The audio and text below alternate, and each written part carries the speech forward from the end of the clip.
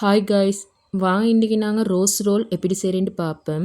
இதில் ஃபில்லிங்ஸுக்கும் நான் சிக்கனில் ஒரு க்ரீமியான ஒரு ஃபில்லிங் ஒன்று செஞ்சுக்கிறேன். நல்ல டேஸ்ட்டாக இருந்துச்சு. இதை நீங்களும் ட்ரை பண்ணுங்கள். வாங்க இப்போ நாங்கள் இந்த பண்ணை எப்படி செய்கிறேன்ட்டு பார்ப்போம்.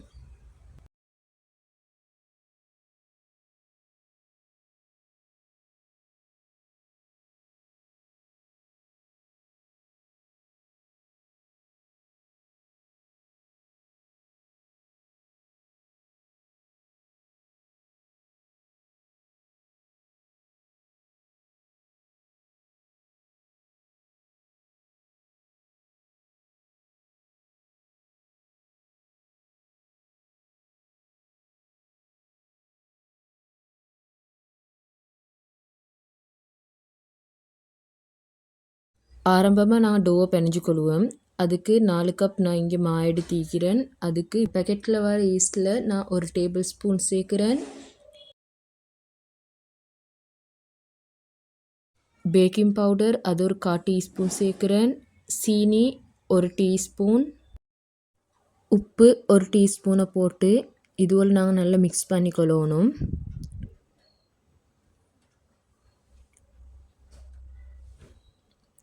அதன் பின்னால் மெல்ட் பண்ண இங்கே பட்டர் எடுத்துக்கிறேன். அதில் நாங்கள் 3 டீஸ்பூன் இங்கே சேர்க்கணும். அதோட ஆயில் அதில் 2 டீஸ்பூனையும் நான் சேர்க்குறேன். சேர்த்து இதுவரையும் நீங்கள் நல்லா மிக்ஸ் பண்ணிக்கொள்ளுங்க. அதன் பின்னால் பீட் பண்ண எக் அதில் நான் 1 எடுத்துக்கிறேன். அதையும் சேர்த்துக்கொள்ளுங்க. சேர்த்து நல்லா மிக்ஸ் பண்ணிக்கொள்ளுங்க. அதோட இளம் சூடான பால் நல்லா ஆறியிருந்தாலும் பிரச்சனை இல்லை. அதில் 1 கப் எடுத்திக்கிறேன். அதில் கொஞ்சம் கொஞ்சமாக போட்டு இந்த டோ நாங்கள் பிணைஞ்சிக்கொள்ளணும்.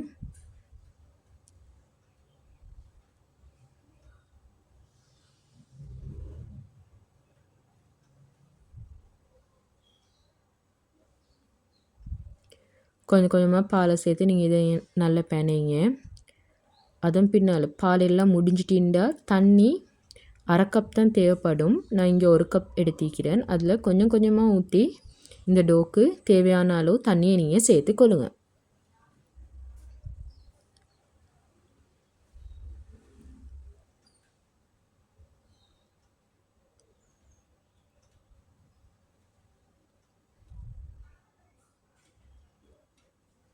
இப்படி சொட்டு சொட்டாக போட்டு மிச்சம் டைட்டான டோவை பிணைய வேணும். அப்போ அந்த பன் எங்களுக்கு உரமாயிக்கும். அதனால் கொஞ்சம் ஸ்டிக்கி ஆகிக்கணும். அதை நான் தொடர்ந்து 20 நிமிஷம் இப்படி நாங்கள் நல்லா பிணைஞ்சோமிண்டா அது சரியான பதத்துக்கு வந்துடும். இப்போ நான் 20 நிமிஷம் இது நல்லா நான் பிணைஞ்சிட்டேன். இதுக்கு மேலால் 1 டேபிள் ஸ்பூன் ஆயிலை சேர்த்து ஒரு வெட் க்ளோத்தால் மூடி நாங்கள் இதை 1 ஹவர் வைக்கணும். அதுக்காட்டியும் நாங்கள் ஃபில்லிங்ஸை செய்வோம். ஆரம்பமாக பால் 1 கப்பில் 1 டீ கப் பாலில் 1 கரண்டி கார்ன்ஃப்ளவோ கோதுமை மாவோ 2ல் ஏதாவது ஒன்று சேர்த்து மிக்ஸ் பண்ணிக்கொள்ளுங்க. அதன் பின்னால் பேனில் 4 டேபிள் ஸ்பூன் ஆயிலை சேர்த்து அதில் கிரேட் பண்ண கார்லிக்கை சேருங்க. சேர்த்து நல்லா தாளிங்க. கார்லிக் கொஞ்சம் தாளித்து பட்டத்துக்கு பின்னால் நீங்கள் கோழியை சேர்த்து நல்லா மிக்ஸ் பண்ணுங்க.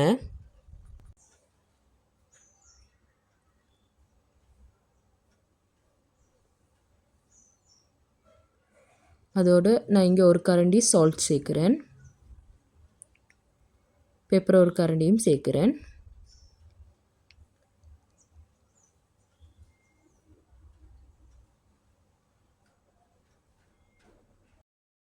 இப்போ உங்களுக்கு விளங்குதாய்க்கும் கோழி நல்லா தண்ணி விடுது. இப்போ இந்த தண்ணியெல்லாம் வற்றணும். அதன் பின்னால் தான் எனக்கு வெங்காயத்தை சேர்க்கலும். இப்படி இந்த கோழி அதில் தண்ணியிலே இப்படி கொதிச்சு கொண்டு வரப்போக்கில் நாங்கள் க்ரீன் சில்லியையும் தக்காளியும் சேர்த்துக்கொள்ளணும்.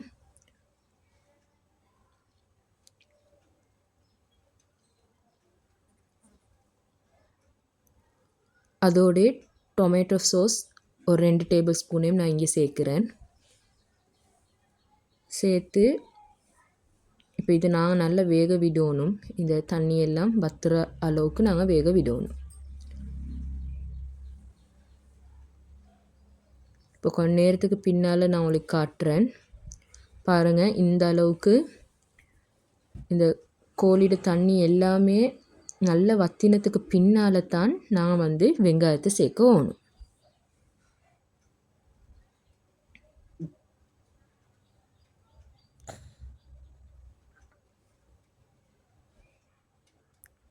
வெங்காயத்தை நல்லா சின்னையாக வெட்டி நீங்கள் சேர்த்துக்கொள்ளுங்க. வெங்காயம் மடங்குறதுக்காக 1 டீஸ்பூன் நான் வந்து சால்ட் சேர்க்குறேன்.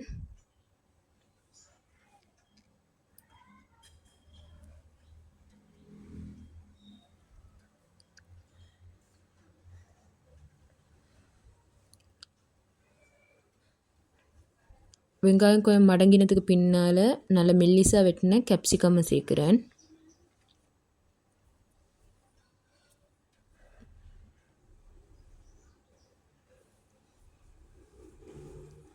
இப்போ நாங்கள் இங்கிட்டு ஸ்பைசி வேலை சேர்த்துக்கொள்ளணும். மிளகுத்தூளில் 1.5 கரண்டி சேர்க்குறேன். நச்சிரத்தூளில் 1.5 கரண்டி நான் இங்கிட்டு சேர்க்குறேன். சேர்த்து நல்லா நாங்கள் இதை மிக்ஸ் பண்ணணும்.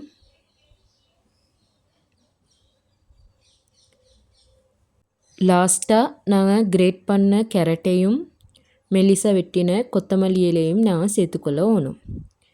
சேர்த்து இதை நல்லா மிக்ஸ் பண்ணிவிட்டு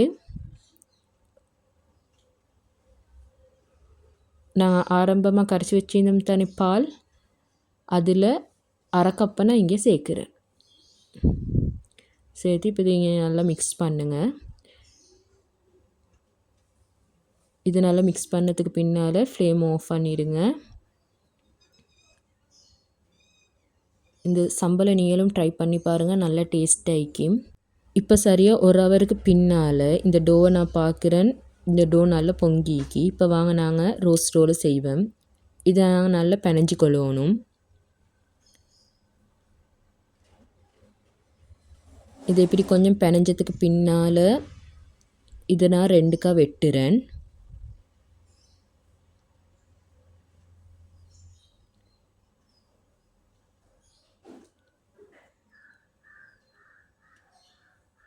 இப்போ இந்த ஒரு பகுதியை நான் நல்லா உருட்டி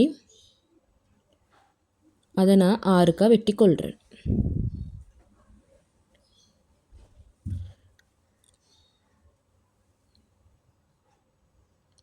அதன் பின்னால் நாங்கள் இப்படி ஒவ்வொரு போலாக நாங்கள் செஞ்சு வச்சுக்கொள்ளணும்.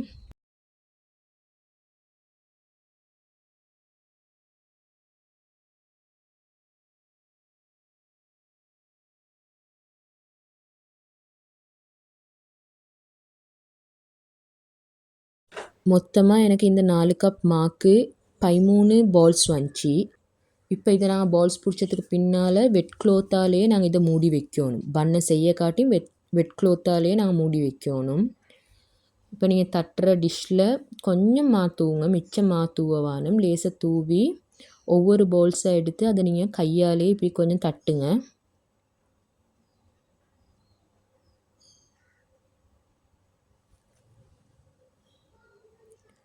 அதன் பின்னால் ரோலரால் மிச்சம் அவசரமாக உருட்டாமல் லேசாக இப்படி உருட்டிக்கொள்ளுங்க.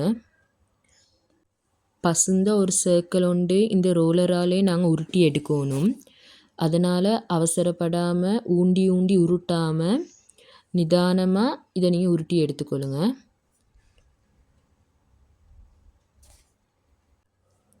சரியாக ஒரு 5 இன்ச்சு அளவு சர்க்கிள் ஒன்று நீங்கள் உருட்டி எடுத்தால் சரி. இதுக்குன்னு நீங்கள் ரூலர் வச்செல்லாம் பார்க்க தேவையில்ல. 5 இன்ச்சு மதிப்புக்கு நீங்கள் இப்படி தட்டிட்டீங்கண்டா நான் வெட்டுற மாதிரி இப்படி இந்த சர்க்கிள்ட 4 சைடாலையும் நீங்கள் வெட்டிக்கொள்ளணும்.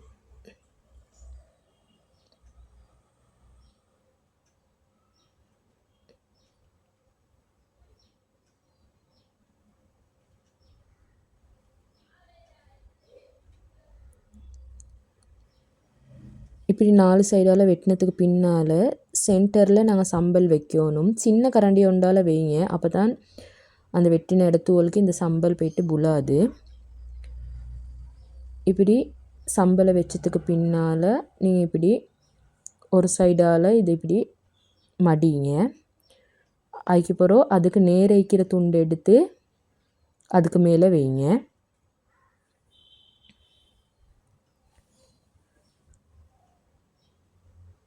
அதை நல்லா ஜாயிண்ட் பண்ணிக்கொள்ளுங்க. இல்லாட்டி நீங்கள் தண்ணி தொட்டும் உங்களுக்கு ஜாயிண்ட் பண்ணிடும். அதுக்கப்புறம் இன்னொரு துண்டு எடுத்து அதுக்கு மேலே வைங்க. லாஸ்ட்டாக மற்ற துண்டு எடுத்து இப்படி நல்லா இதை நீங்கள் ஜாயின் பண்ணணும். நல்லா சீல் பண்ணிக்கொள்ளணும். இல்லாட்டி இந்த பன் பேக்காகி வரப்போக்கில் இதுகளெல்லாம் துறப்பட்டுடும். நான் ஒரு பிக்சர் வந்து உங்களுக்கு காட்டுறேன். நாங்கள் இது சரியாக சீல் பண்ண இல்லாட்டி சரியாக இதை ஒட்ட இல்லாட்டி பேக் பண்ணுற டைம் இப்படி எல்லாம் துறப்பட்டுடும். அது பசங்க வைக்காது ரோஸ். அதனால் நீங்கள் கையாலே இதை நீங்கள் நல்லா சீல் பண்ணிக்கொள்ளுங்க. அப்படி இல்லாட்டி நான் இன்னொரு பன் ஒன்று உங்களுக்கு செஞ்சு காட்டுறேன். இது செஞ்சதுக்கு பின்னால் பேக்கிங் ட்ரேக்கு மேலே பேக்கிங் பேப்பரை வச்சுட்டே இந்த பன்னை வைங்க. இல்லாட்டி நீங்கள் சும்மா பேக்கிங் ட்ரேக்கு மேலே இந்த பன்னை வச்சா அதுக்கு பிறகு அந்த பேக்கிங் ட்ரேயை கழுவுறதுக்கும் நாங்கள் கஷ்டப்படணும். சில தூள் அப்படி வைக்கிறதால மார்க்ஸோலும் நிற்கும். இப்போ நான் இன்னொரு பன் செஞ்சு காட்டுறேன் பாருங்கள். அமைதியாக இப்படி ஒரு 5 இன்ச் சைஸுக்கு ஒரு சர்க்கிள் வந்து உருட்டிக்கொள்ளுங்க.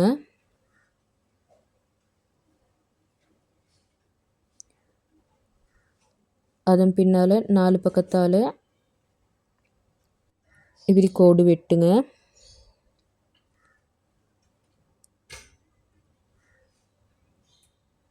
அதன் பின்னால் இப்படி தண்ணியால் பாருங்கள் கொஞ்சம் தண்ணி இப்படி தேய்ச்சிக்கொள்ளுங்க. தேய்ச்சதுக்கு பின்னால் நடுவில் சம்பலை வச்சு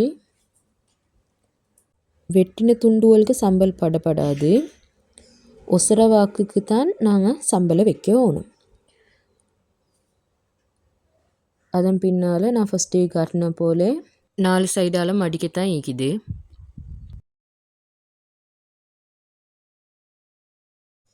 நான் பன்னில் தண்ணி தேய்ச்சிக்கிடும் சுட்டு எங்களுக்கு லேசி. அது டக்காண்டு டோட போய்ட்டு ஒட்டி பட்டுக்கொள்ளும்.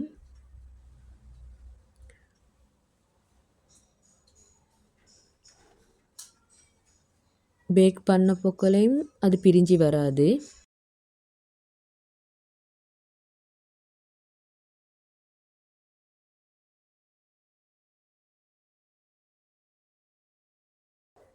இப்படி பன்னை செஞ்சதுக்கு பின்னால் அந்த ரோஸ் நேரைக்குதான்ட்டு பார்த்து நல்ல லெவல் பண்ணிக்கொள்ளுங்க.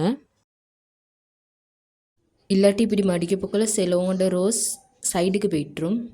அதனால்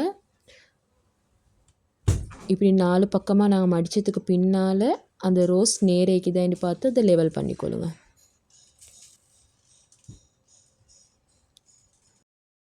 இப்படி நாங்கள் எல்லா ரோஸஸையும் செஞ்சதுக்கு பின்னால் இதுக்கு எக் வாஷ் பண்ண நான் ஒரு எக் எடுத்துக்கிறேன். அதுக்கு எல்லோ கலரிங்கில் கொஞ்சமும் பாலில் ஒரு டீஸ்பூனும் சேர்க்கணும். நான் பால் எல்லாத்தையுமே ஊற்றிட்டேன். இந்த டோ பெனைய போக்கில் என்னை வைக்க மறந்துட்டு நீங்கள் பாலில் ஒரு கரண்டியும் சேர்த்துக்கொள்ளுங்க. இப்படி இதனால் நாங்கள் பீட் பண்ணதுக்கு பின்னால் நாங்கள் அவனை வந்து ப்ரீஹீட் பண்ணிடணும். 210 செல்சியஸ் அப் அண்ட் டவுன் 10 நிமிஷம் நீங்கள் இதை ப்ரீஹீட் பண்ண போடுங்க. ப்ரீஹீட் பண்ணி அவன்ட பெல் பட கிட்டே ஆகப்போக்கில் தான் நாங்கள் வந்து இந்த பன்ஸ்வெல்க்கு எக் வாஷ் பண்ணிக்கொள்ளணும்.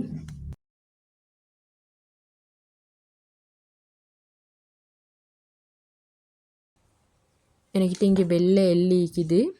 அதால் கொஞ்சத்தை நான் மேலுக்கால தூறேன்.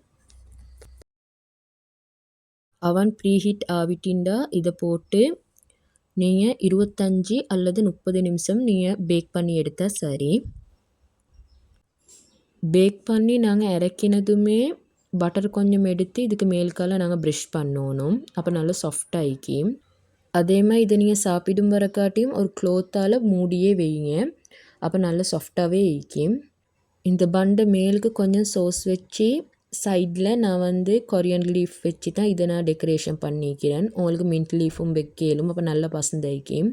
இந்த பண்டை கீழே பகுதியை பாருங்கள் நல்லா வெந்திக்கி. அதேமாதிரி இப்போ நான் உங்களுக்கு இதை பிச்சு காட்டுறேன். பாருங்கள் எந்த அளவுக்கு இது சாஃப்டாகிக்குதுண்டு. ஃபில்லிங்ஸும் நல்ல டேஸ்ட் ஆயிடுச்சு. இதை நீங்கள் கட்டாயம் ட்ரை பண்ணி பாருங்கள்.